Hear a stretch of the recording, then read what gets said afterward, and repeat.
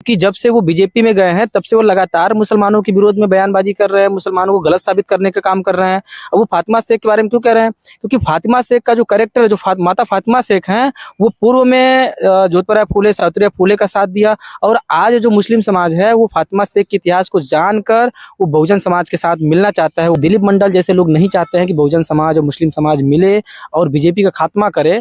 इसके लिए बीजेपी के लिए वो लगातार काम कर रहे हैं। ऐसे मुसलमानों के विरोध में बोलेगा तो बीजेपी वाले कहेंगे अच्छा, बहुत अच्छा बोल रहे हैं। तो पाप धुलने का मामला है। तो बहुजन समाज को ये जानना चाहिए कि हमें ऐसे गधों को और ऐसे लोगों को जो बहुजन समाज के महापुरुषों के विरोध में बोलते हैं उनको प्रमोट नहीं करना चाहिए।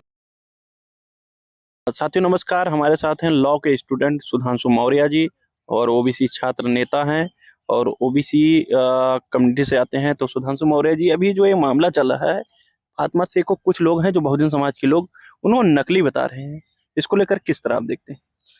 पहली बात, बहुत बहुत धन्यवाद आपका।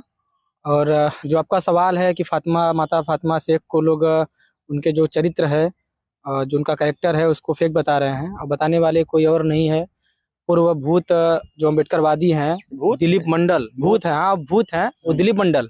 तो मैं उनको दिलीप मंडल नहीं कहता, मैं उनको बीडी मंडल कहता हूँ। मैं इसलिए कहता हूँ कि वो बहुजन समाज के लिए घातक हो गए हैं।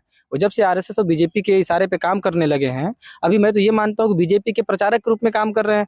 क्योंकि जब से वो बीजेपी में गए हैं तब से वो लगातार मुसलमानों के विरोध में बयानबाजी कर रहे हैं, मुसलमानों को गलत साबित करने का काम कर रहे हैं। अब वो फातिमा शेख के बारे में क्यों कह रहे हैं? क्योंकि फातिमा शेख का जो कैरेक्टर है, जो माता फातिमा शेख हैं, वो पूर्व में जोधपुरा फूले, सावित्रीबाई फूले का साथ दिया। और आज जो मुस्लिम समाज है वो फातिमा शेख के इतिहास को जानकर वो बहुजन समाज के साथ मिलना चाहता है और एक बहुत बड़ी शक्ति प्रदान होगा।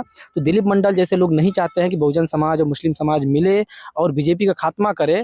इसके लिए बीजेपी के लिए वो लगातार काम कर रहे हैं। अभी तो एक उनके बहुत सारे लोगों के द्वारा पता चला कि उसको 2.5 लाख रुपए महीने वेतन दिया जाता है बीजेपी की तरफ से। तो वो तो बहुजन समाज का दलाल आदमी बन गया। वो तो बहुजन समाज को बेचने का काम कर रहा है।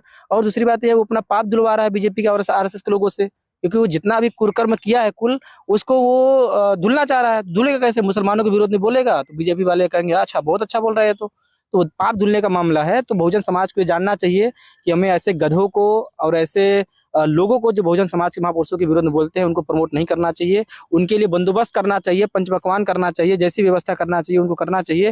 लेकिन ऐसे षड्यंत्रकारी लोगों से सावधान रहना चाहिए। इतना ही मैं कहूँगा। बहुत बहुत धन्यवाद।